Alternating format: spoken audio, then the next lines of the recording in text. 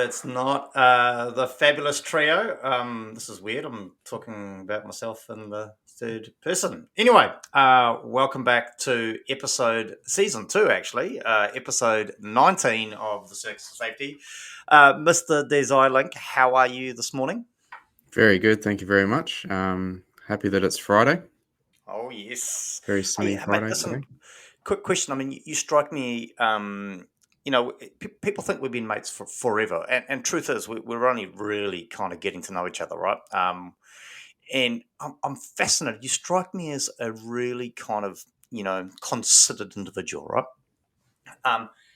You look after your body as a temple. You kind of sustain yourself. You maintain a healthy lifestyle. Are you a big believer of Par Day Friday, or is that just a me thing? Pie Day Friday. Mate, I'm never going to turn down a pie. Nice. Me and pastry have a special relationship. Talking about pastry, I was just remember I was having that comment off air. I'm going to have to go out there and get me some sun, I think, because I'm starting to feel like I'm a little bit pasty. Pastries, I guess, for Pie Day Friday. Hey, well, also, special welcome to Mr. Andrew Evans, dialing in from whereabout in the world today, my mate? From London, West London. Wow, anywhere specific in West London? We've been to Legoland today. Legoland. Wow, that sounds exciting. Hey, there he is. There's our young wee little apprentice. Holy mackerel! What are all those? You get there's little things you do and you get collect badges. So Oliver's got 6 badges today. Wow! Did you get any badges today? I got 2. Wow, fantastic. Hey, so mate, so you're still over in London. I guess hopefully we get to see you again soon. Any kind of ETA on when we might have you back in the land of the long white cloud, old Aotearoa, the Shaky Isles, New Zealand? Back on board next week. Back on board next week. Cool. Oh, fantastic, mate. Looking forward to catching up in person, maybe having a pint or two and hearing all about your tales abroad. That'll be good. Hey, listen, on that note, mate, listen, so if you're heading back shortly, great opportunity. You got young Oliver there. Anything in the last couple of weeks from international? It's so exciting. A young apprentice got this international scope. Has he picked up anything in the last couple of weeks that's worth bringing home about? Well, under enormous amounts of pressure from him, I think I mentioned in the last episode that he was quite keen on policing the yellow lines. Yes, you did. Yes, the yellow line. I was transporting myself via the railways back to the northeast of England last week, and I got delayed by 5 hours. Wow! And one of the reasons that I got delayed by 5 hours because somebody got hit by a train. Oh. And Oliver's immediate response was, "Should have stood behind the line." Wow! So if that's not a safety lesson, I don't know what is. It's tough, hey? Always a fine line because we put these controls in place, right, to manage risks. And then when people, and I guess this is why we have the hierarchy of controls. Is that not right, gentlemen? Because a yellow line, would that be like an administration control? Because you're expecting people to do or not do something? Sign, really. Yeah, it's a sign, isn't it? Yeah. So absolutely tragic, no doubt, the event. So thoughts and sympathies with the family and everyone involved, no doubt, with that. But so important why, I guess we've got to be on our toes, literally, and taking some, just being mindful of our surroundings and our situation. Wow. Absolutely. Excellent. Des, mate, listen, I'm actually starting to feel slightly inadequate about myself at the moment. We've got an international man of mystery, right, in the form of Mr. Andrew Evans, traveling the globe, consulting globally. And then we've got you, this hotshot, high-flying, international speaking safety guy. Mate, busy week for you this week. I mean, this is your third. Are you going to be okay today? This is your third public appearance. I mean, how are you getting through the week, mate? I didn't think of it that way, but you're quite right. It is my third public appearance. No, I was in at the Otago NZISM CPD day. I did a spiel in the morning, which was a lot of fun. Pretty cool group, and great to be a part of.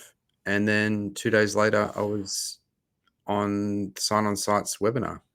And that went out live, but I believe the recording's due to go on the website anytime soon. Also a lot of fun. Yeah, great. Now, listen, I know over the last couple of months, and we spoke about it on the last episode, you've been doing a lot of work with your presentation side of stuff. It's really great to see. I can see it coming forth on this show. I mean, I think that's the most number of words you've said in the entire duration of all seasons, right? But how did you find that training and that upskilling of yourself paid off when you were with Alex from Sign On Site yesterday? Well, I think she carried the day, really. I was still quite economical with my words, and she sort of kept the momentum going. So we were good. We managed to fill up a solid 45 minutes. You know what, Des, though? You know what they can't say about you is that you're not consistent, right? at least you are consistent. Wow, so that's really cool. And on that note, super excited to announce, if you haven't already seen it on LinkedIn, off the back of there's setting the standard. I'll be joining Alex on the 30th of October at 1 p.m. Australian Eastern Time, which works out about 3 o'clock in the afternoon here in Aotearoa. And it'll be Alexandria, Garin, and myself having a wee little chat about maximizing safety through innovation, which is going to be quite exciting, where we look at digitalizing solutions, and it's going to be quite exciting. I'm starting to have this concept, and Des, you were part of a presentation that I gave the other day, from dead end to connections, and I think this is where innovation and software like Sign On Site can really help us take our safety from dead ends to forming really good, great connections within the system itself. Now, wow, this is how much did you pay this man? Here we go. Des was fantastic, exceedingly. Matthew, are we talking about the same person here? Did the show proud. How to make an impact while being... Oh, my God. I think he was delusional. There we go, Des. Some great feedback for you on all that training time and effort. Thanks, that mate. you're putting into Lovely. it. Okay. Now, Des, before we go any further, as always, can we hand it over to you for our disclaimer, please, sir? Yeah, absolutely. And I did prepare a disclaimer, but at the last minute, we received a message on our website, and it's an anonymous message from a fan who wanted to contribute a disclaimer. And I haven't had the chance to screen it yet, but I thought I might just read it out. So do we actually have a website? Is that what we're saying? Yeah, we're getting messages. I'm wondering why no one's checking the mailbox, but I'm glad you are. Okay, sorry. Well, anyway. Let's get into this anonymous guest disclaimer. I'll just read it straight out. Great. I don't even know why I wasted my precious time listening to your so-called podcast. Who wants to hear three clueless morons pontificate about safety? Andy couldn't consult his way out of a wet paper bag. The only expertise he brings is being an insufferable bore. Consulting, really, he'd be better off consulting a mirror to figure out how to talk sense. Brent is a waste of oxygen if ever I've seen one. Outdoor adventures, the best adventure that bloke could manage is abseiling off a safety step while trying not to cry for help. I wouldn't trust him to lead a walking tour through a mall without getting lost to the food court. Don't get me started on Des, the useless wannabe lawyer. Mate, do us all a favour and get those one-word answers down to 0. Maybe just sit there quietly, nod, and pray no one asks you anything. Honestly, this podcast should come with a hazard warning. It's an audio version of a bad safety manual. Long, pointless, and filled with rubbish advice no one asked for. The Circus of Safety is a clown show. I'd rather take health and safety tips from a drunk bloke at the pub. Oh my God, are you for real? Wow. Andy, it looks like you want to say something. That wasn't anonymous. That was from a Mrs. Trellis in North Wales. Oh my God, so you know this person? And she's got previous, and those that know. Oh, wow. This is Des. Can you please, before you read out anonymous emails from the website that I'd had no idea we actually had, can you please screen them next time? Yeah, I'll do a bit of a filter. I should have. Yeah. Wow. I mean, although it was to be expected, right? I mean, you've been a really busy guy this week with all your guest appearances. The fact that you actually turned up today, I'm actually quite excited. Well, actually, I'm just looking through some of the other messages, and the one that I just read out was the most positive one that we've got. That we've received, so. Wow. Okay. Well, this is awkward. Hey, now, okay. I'm sorry. I'm on the back foot here. I don't think I've ever been lost for words on this show, but looks like I might be. Okay, spinning wheel of death time. So, guys, I've got a bit of a dilemma, right? I'm just going to bring up the spinning wheel of death here. Now, for those people that don't know, this is what we base our show on. If you're a first-time listener or watcher, the spinning wheel of death is where we place all the topics that I don't know, we get frustrated with, agitated with, people use as weapons in this war we call safety. And we chuck it on the wheel, and the wheel spins every week or fortnight, I should say. And whatever topic it lands on, that's the topic we kind of dissect for the show. And it is live, it's unedited, it's unscripted, and it is what it is. Now, I'm not the sharpest tool in the shed, okay, guys? So I just need you to kind of help me out with this one a little bit. As you can see, we've got 8 topics left on the wheel, right? We're concurring with me on that, Des? Can you? Yes. I see Andy nodding. That was a Andy's nod. the teacher. That was a Yeah, nod. Andy's the teacher, so I can see Andy nodding. Okay. Now, based on my calculations, and depending on when we decide to shut down this circus for Christmas, I can't see us having more than 6 live shows left till the end of the year. So I've already been compiling a list of all the other topics that have fallen out of all the other shows and that we got from the Health and Safety Expo that we were at, and I've got this list sitting there ready to go. Now, my question to you guys is: do we play this the current spinning wheel out, and hopefully we can close off some of these topics, and I add the additional topics in the new year, or do I chuck on the additional topics for the next show, and we increase the wheel before Christmas? What are your thoughts, guys? Andy? Play it out. Play it out. Play it out. Wee! This man loves to live on the wrong side of the yellow line. Des, what about you, mate? Play it out or add the new topics? I say play it out because I really want to see us get down to a spin of just 2 topics, and it's much easier to do the bookkeeping that way. Wow, nice, cool. Okay, so spin it out it is. So it's going to get interesting. One of these topics is going to land before Christmas. There'll only be 2 topics left, I guess, by the end of the year. But here we go. Are we ready for the wheel, gentlemen? Let's do it.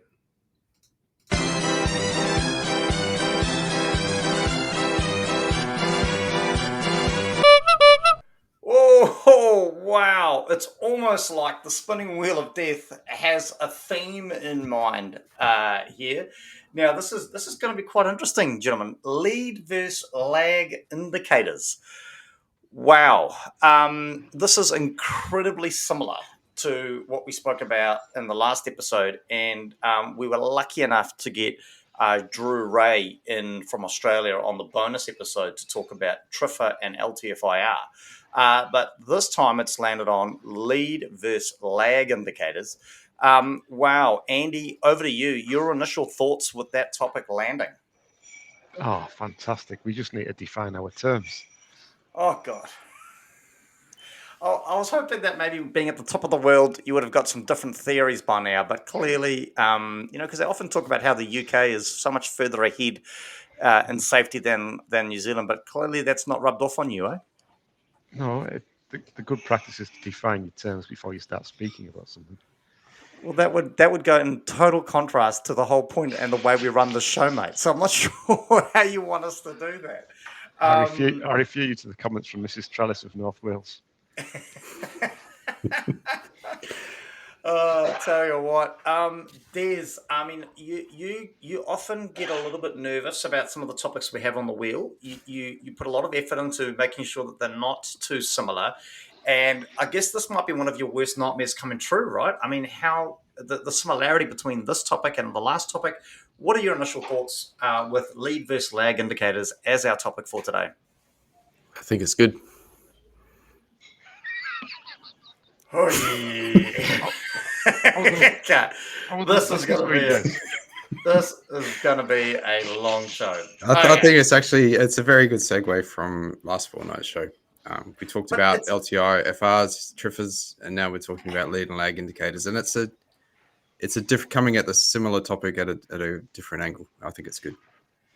Mate, the challenges, we have enough of an effort trying to convince people that we have absolutely no control over what this bloody wheel lands on, and the wheel goes and does that. I mean, this is not going to do our credibility any good. Not apparently that we have any, thanks to some random person in Wales, right?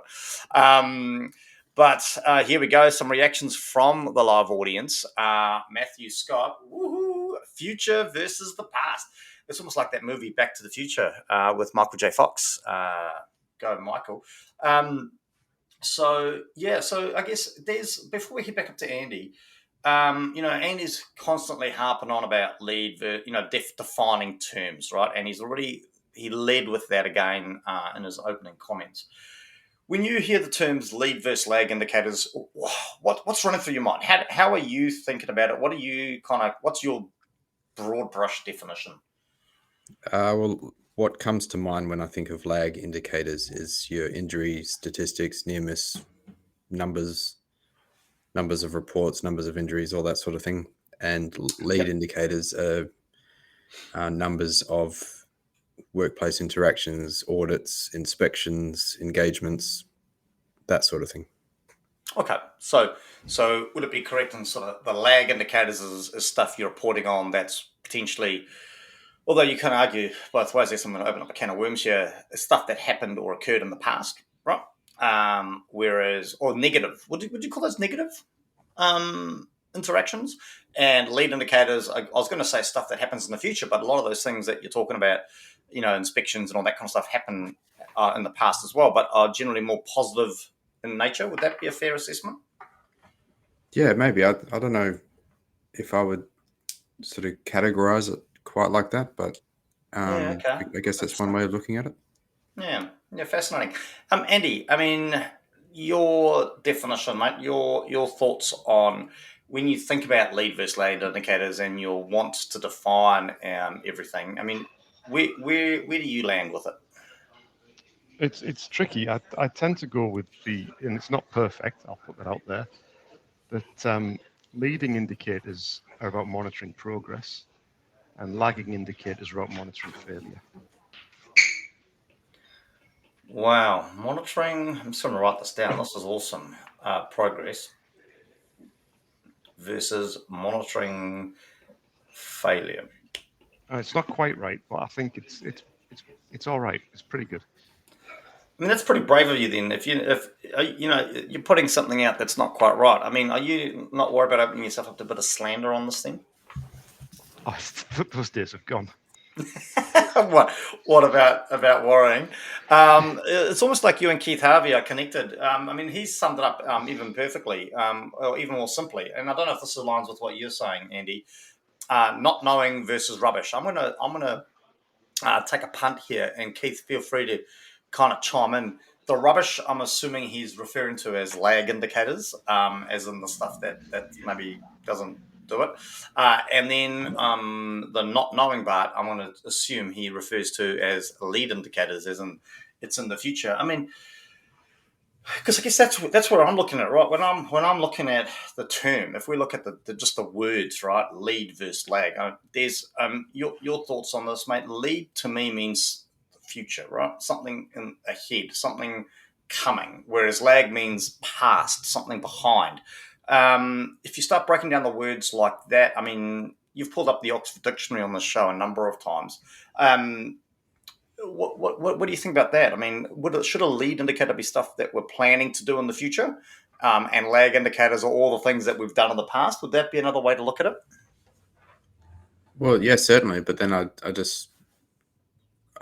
you can make that dichotomy, but I just don't see what value you're getting from that, and that really leads to my sort of key point about it: is what value are you getting from any of these things? What are they telling you at any given time, whether they're talking about the past or the future or leading or whatever? What do you think they're telling you? Well, you've gone from not saying a lot to now taking my words out of my mouth, because that's exactly what we started talking about with Drew right last week, where when we start breaking it down and we start looking at numbers, what are we actually getting out of them, right? What is the point of them, and what are we trying to achieve? Now, before I head up to Andy, I'm just going to chime in here with Julie Taylor. She's jumped in to say proactive versus reactive, and I guess that's another way to look at it, right? So I'm assuming we're going to go with the fact that proactive is potentially what she's referring to as lead indicators, and reactive being that of the lag indicators. Andy, your thoughts on that, mate? So, lead being things in the future versus lag being things in the past. Julie's comment again, bringing it up just for a reminder: proactive versus reactive. I mean, where do you land with all that? Yeah, there's a point, isn't there? There's a definite point. So you're leading to a point, and then once you've crossed the point, you're lagging. It's just often not clear what that point is. So would you, if I said to you, Andy, if you come in and as a consultant to an organisation that I'm involved with, and I said to you, mate, I believe lead is stuff that we're looking at for the future. We haven't actually done them yet, but these are all the things we're going to do in the future. Look at all the great stuff that we intend to achieve. And here's all the lag indicators. These are all the things that we've done in the past, regardless of whether it's proactive, reactive, positive, or negative. Would you say that's okay then? Without a lot more context, not necessarily. I would actually quote Des and say, well, what you're trying to achieve. And whether it's a lead or a lag indicator is often irrelevant. Is it irrelevant though? My question about this irrelevance, right? And I'm gonna use your own words against you here, Andy. Is it because it's poorly defined? Is it because actually when when we talk about lead and lag indicators, we're actually the word itself, and I don't want to go on about near misses being a thing of the past, because we've kind of already covered that in another topic, another show that we ran, but. Is it because the terms lead and lag are poorly defined that potentially that has some impact on what the significance of these things are? Potentially, but I'm absolutely with Des in that I don't know what benefit there is to splitting things up into league and lag. You've got some objectives. You want to try and achieve these objectives. You should be monitoring your progress. Now, whether that's leading or lagging is almost irrelevant. It's the monitoring of the progress that matters. Des, your thoughts on that? I mean, do you feel that potentially the relevance or irrelevance of this topic has anything to do potentially with the poorly defined terms of them? No, I just think I'm with Andy, trying to agonize over whether they're future or past or whatever. It's missing the point. Are you getting any benefit from them, and if so, what is that benefit? Fair enough. I'm grasping at straws here, guys, because we've got a full sort of 45 minutes. So just kind of work with me. Maybe you could disagree or something. I don't know. Well, we can talk about another aspect of this, and that's whether they are actually telling you what you need to know. Because often, whether it's a lead or a lag indicator, the good numbers in those spaces, people often interpret that as, oh, we're safe. But I think that's a really problematic thing, and lead indicators are subject to the same problems as lag indicators, in that you got to be really careful how you're measuring those things, what assumptions underpin those measurements, and what sort of interpretation or analysis you're getting out of those measurements. And to conflate, to say that, oh, we've done a whole bunch of management engagements with workers and closed out a bunch of corrective actions and completed X percentage of training, those numbers don't necessarily tell you that you're safe. So does that again come back to maybe not necessarily the definition of the terms, but the definition of what you're trying to measure and what you're trying to achieve by collating this and calling it whatever you choose to call it? Does that maybe come back to that? Yeah, definitely. It's it's pretty rare to see lead indicators that aren't a metric, and I'd be interested to know if anyone's seen lag or lead indicators that are not metrics. Well, and that was going to be my next. Again, what is it with you today, Des? You're taking everything out of my head, mate.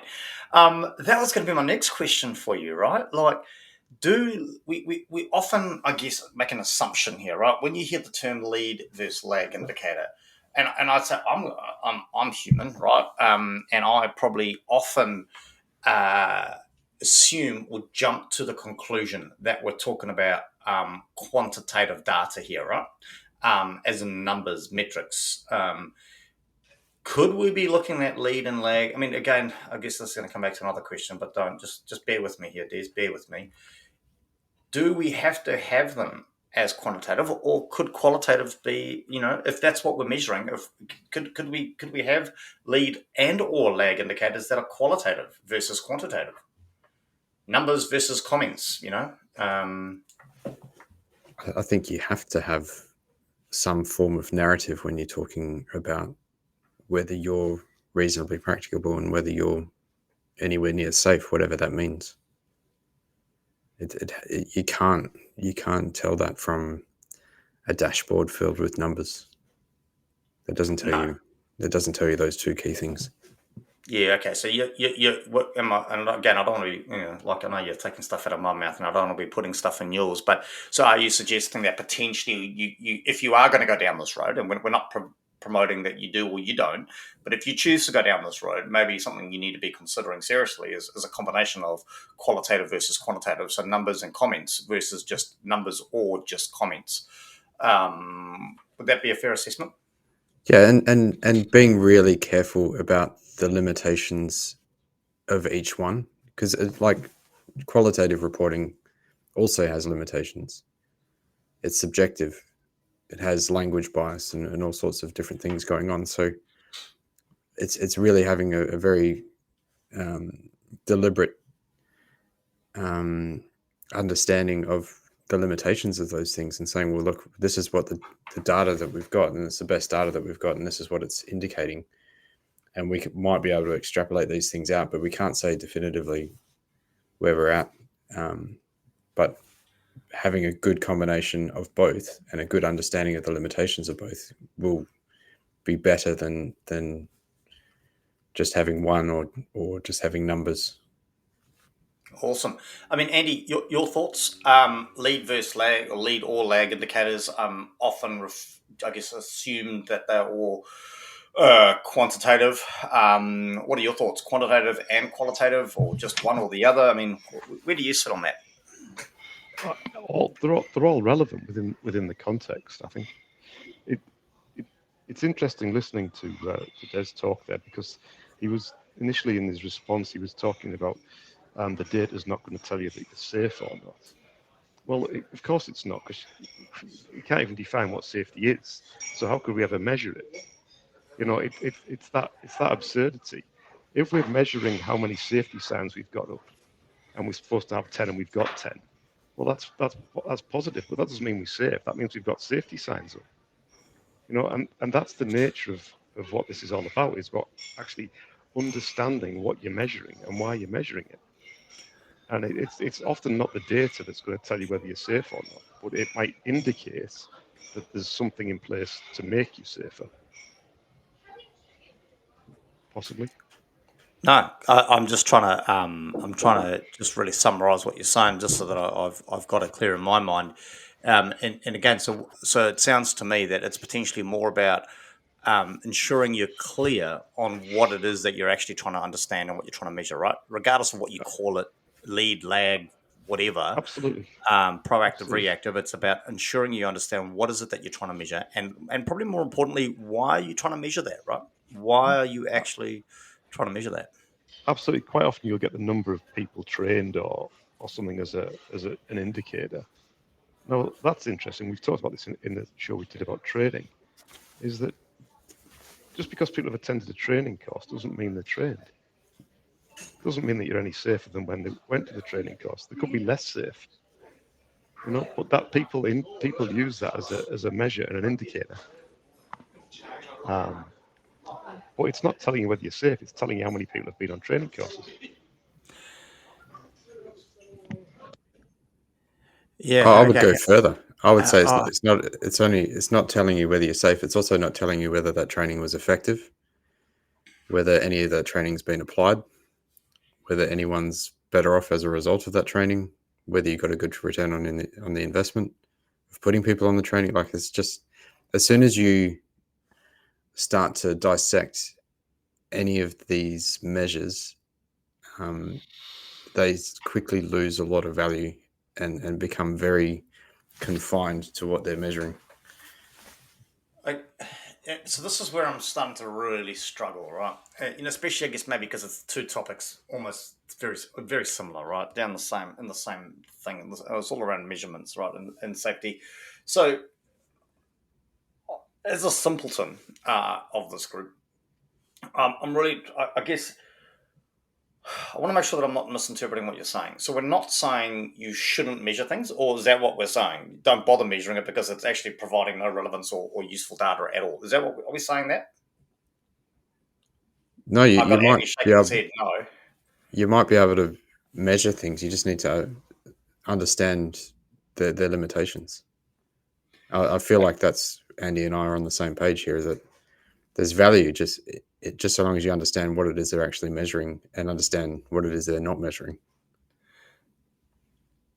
So then what, again, just kind of keeping it with the simplicity of it, so I'm a young up and coming, well, I'm definitely not young and I think I'm more of a washed up has been, but if I was a young and up and coming safety professional listening to this podcast around this, I mean, in terms of trying to give somebody some practical tools around what to measure then, because we've got to strike a balance, right? Us as safety professionals, we might be forward thinking and kind of going, you know what, we need to do all this. But the other challenge that we actually also have to face is the constant pressure from above saying, provide me with a dashboard, give me the pretty numbers, give me the red, orange, and green, give me the data. So Andy, in your mind, I guess there's two questions here, right? What should we be measuring then, right? And how can somebody who maybe is new to the game or is in an organization where maybe they're not reporting anything, where do they start? How do they start to actually figure out what it is that they should be reporting on? So the first thing you've got to do is decide what you're trying to achieve. Once you're deciding what you're trying to achieve, you then work backwards and say, well, okay, what's going to be an indicator of that we're moving towards what we're trying to achieve? And then you would ask the follow-up question: how could we measure that? What would that data look like, and how should we interpret that data? Yeah, no, and I guess this stems back to, and I'm a big believer. This is, I guess, effectively having to get to that point. This is the chicken and egg sort of scenario, right? To get to the point where you want to understand what you want to be measuring, you got to effectively, to some degree, have a plan, right? Know where you're trying to go, know what you're trying to do, and I guess going back to, I missed a comment here somewhere. The challenge is if how do you know where you want to go if you don't know, if you're not paying attention to what's behind you? Do you need to pay what's attention behind you in order to go forward? So confusing, and I think that's also highlighted by friend of the show, Keith Harvey. Wow, is that confusing or what? And I think this is the puckle we get ourselves into. Is that this can become quite confusing, right? So, and I guess maybe this is a whole nother topic, and I'm just scribbling notes here as I'm frantically trying to keep up with the conversation. But how do we plan for safety if we're not following what's happening behind us? I mean, that becomes crystal ball gazing, right? Or is it just thumb sucking safety planning? If we're how do you start when you don't know when you haven't started? If that makes any logical sense whatsoever. How do you develop a plan if you haven't got data? How do you determine what you're going to look at if you haven't got a plan? It becomes this real chicken and egg kind of scenario. I mean, so I don't want to keep harping on about that because I think I'm starting to confuse myself. But what would be really great to understand is, again, going back to our young up and coming safety professional, we're thinking of Oliver here, right? Our young apprentice. He's out there in the big wide world learning his way through safety. He joins an organization where the leaders in that organization are saying, give me numbers. Oliver, give me data. I mean, what are some practical tips that you'd think of to help young Oliver when determining what numbers to give or how to push back on the traditional numbers, maybe? Well, I would say that if you've been instructed to provide numbers, you should provide them, because that's a reasonable direction from your employer. And There's the lawyer in you, mate. I would Nice. also make sure that any numbers that I report, I accompany those numbers with some explanation of what those numbers mean and some degree of sort of qualitative context of where those numbers might fit into a broader picture, if at all. And I think I can point to a specific example, and I'm going to quote the New Zealand Act here, Section 44(4)(d). It's a duty of an officer to ensure that the PCBU has appropriate processes for receiving and considering information regarding incidents, hazards, and risks, and for responding in a timely way to that information. And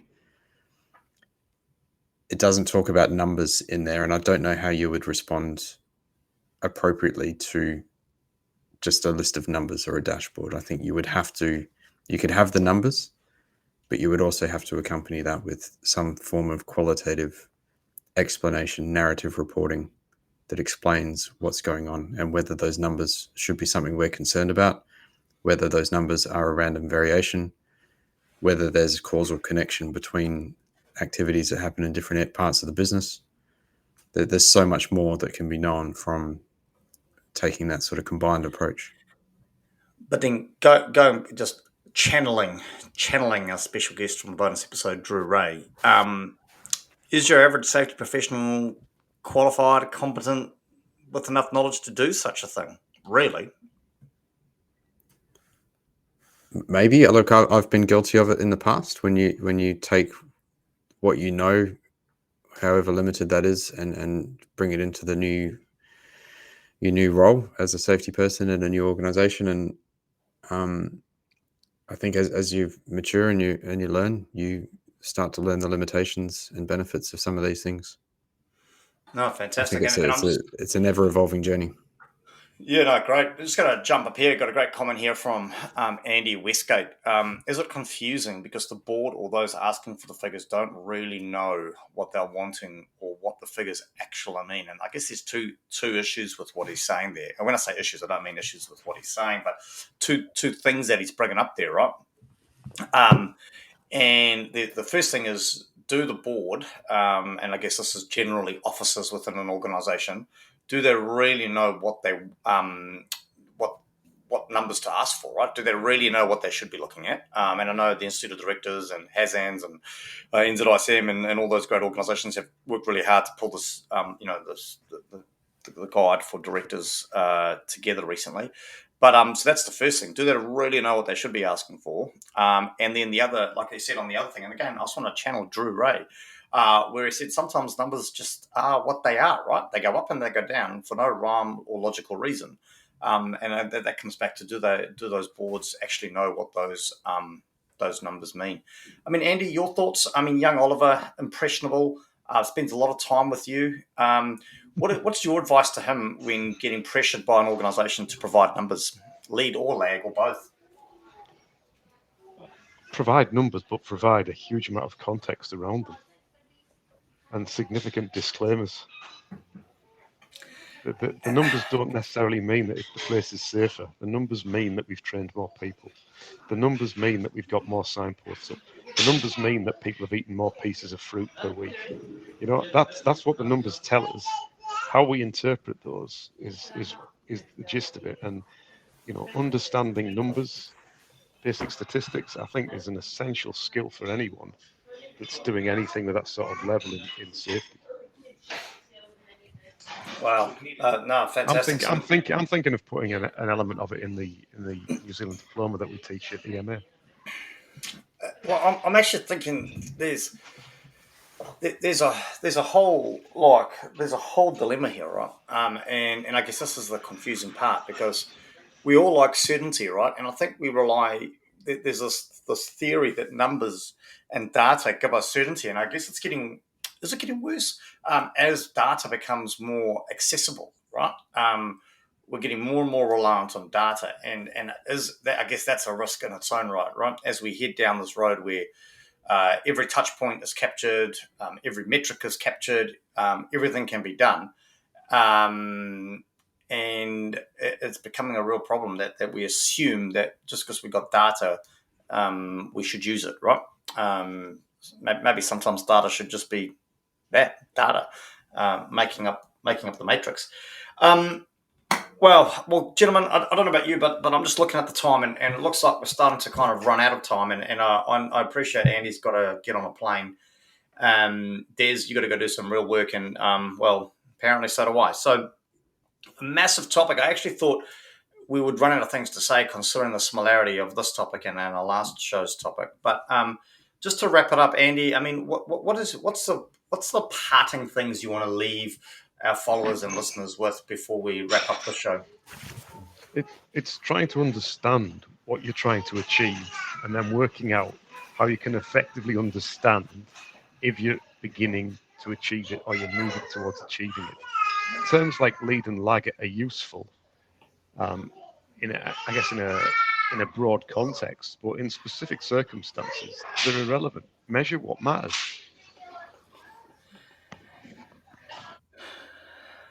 Why did you have to say that? Why did you have to say measure what matters? So what matters? This is the perplexed, complex question that I've got. What actually matters? And I don't know whether that's a whole nother show. It depends on your circumstances. Oh, yeah, but Depends on the organisation. It's going to change. Yeah, but this is where I struggle because, like, you just want an answer, right? Measure how many people have cut their finger and how many people have done health and safety reps training. That's I want some certainty. Because I want easy. some certainty. Yeah, it's not certainty. Yeah. What's it's that? BS. It's not certainty. It's BS. But you can see where people struggle, right? Because no, absolutely. Because it's hard work, right? Mate, I don't want to think. Just give me a number. Yeah. But that's the mentality too of our officers, that's of life. People that's life. That's not just our industry. That's people in general. Oh, 100%. Yeah, 100%. Des, as we wrap up the show, mate, please don't leave us with anything controversial and send me off down a rabbit hole. What's your final thoughts, takeaways on lead versus lag indicators? Both are problematic. Both rely on assumptions that need to be tested. Both need to be clarified and contextualized with narrative and qualitative information. And invariably, they're just measures of activity. They're not measures of what's reasonably practicable or what's safe. Nice. Well, I'll leave it at that. Because I'm scribbling notes. This is insane. This is great. There's going to be a lot of stuff come out of this, I think. So I think a great topic. And like you said, Des, I actually think it was quite timely that the wheel landed. It's almost like the universe is telling us what matters, right? Because very similar topics, 2 weeks, 2 shows in a row, I should say. But yeah, there's been some great conversations blowing up in the chat. So jump on over to our LinkedIn page on the event section and feel free to join in on the show, even once the show's wrapped up. And let's keep this conversation going because I really want to understand what matters, and I'm really struggling with this concept. So really good to get into that and have a look. Well, so as always, I just want to. It's really great to see this whole thing never started with any other intention than for the three of us to kind of gas bag to the fat, and for the three of us to try grapple with some of the complexities that this profession or industry creates for us. And what it's morphed into is where people are getting value from these conversations, and that's fantastic. And so it's with our follow. To be fair, if it was just the three of us, we probably would have given up 12 months ago. But the fact that we have so much interaction from our followers, as you can see in the chat now, really great to see. So just want to reach out to, I did some research, guys, on our followers.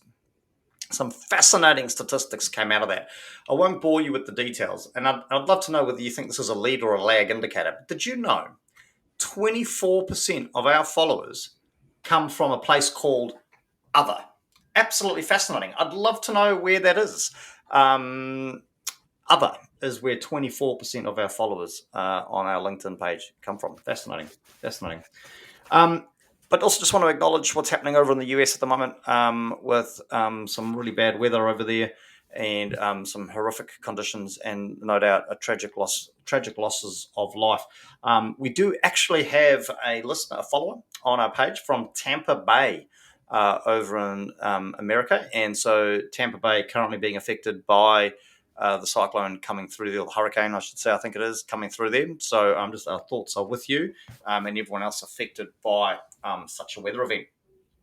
A little bit closer to home, and I guess someplace where maybe we'd all like to be right now, Brisbane City in Queensland, Australia is our latest follower. So our latest follower hails from there. He is a senior consultant for health, safety and risk at an organisation called Work Science. So big welcome to the team, Nick Maidment. I think I've got that right. Nick Maidment from Queensland in Australia. Nick's been around the traps a little bit, looking at his LinkedIn profile, doing a bit of stalking.